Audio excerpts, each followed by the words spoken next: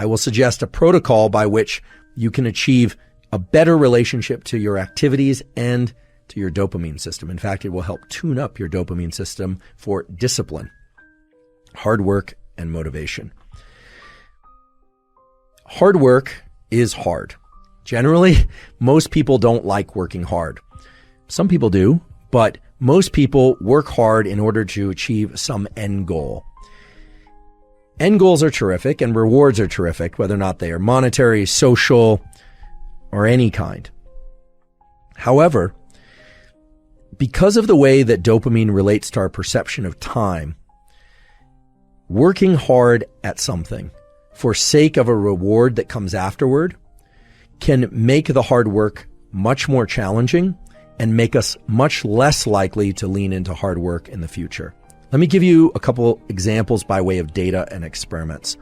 There's a classic experiment done actually at Stanford many years ago in which children in nursery school and kindergarten drew pictures. And they drew pictures because they like to draw. The researchers took kids that like to draw and they started giving them a reward for drawing. The reward generally was a gold star or something that a young child would find rewarding. Then they stopped giving them the gold star.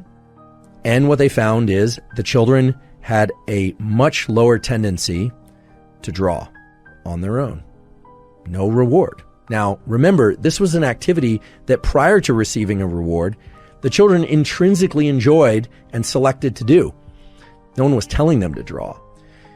What this relates to is so-called intrinsic versus extrinsic reinforcement. When we receive rewards, even if we give ourselves rewards for something, we tend to associate less pleasure with the actual activity itself that evoked the reward.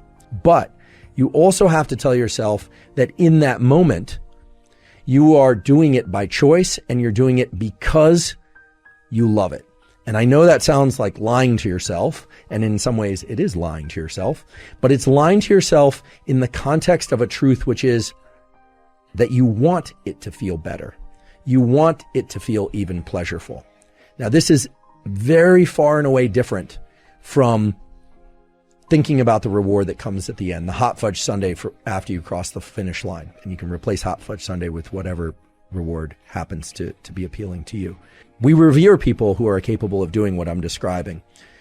David Goggins comes to mind as a really good example. Many of you are probably familiar with David Goggins, Navy SEAL who essentially has made a post-military career out of explaining and sharing his process of turning the effort into the reward.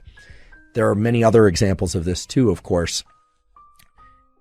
Throughout evolutionary history, there's no question that we revered people who were willing to go out and forage and hunt and gather and caretake in ways that other members of our species probably found exhausting and probably would have preferred to just put their feet up or soak them in a cool stream rather than continue to forage. The ability to access this pleasure from effort aspect of our dopaminergic circuitry is without question the most powerful aspect of dopamine and our biology of dopamine. And the beautiful thing is it's accessible to all of us.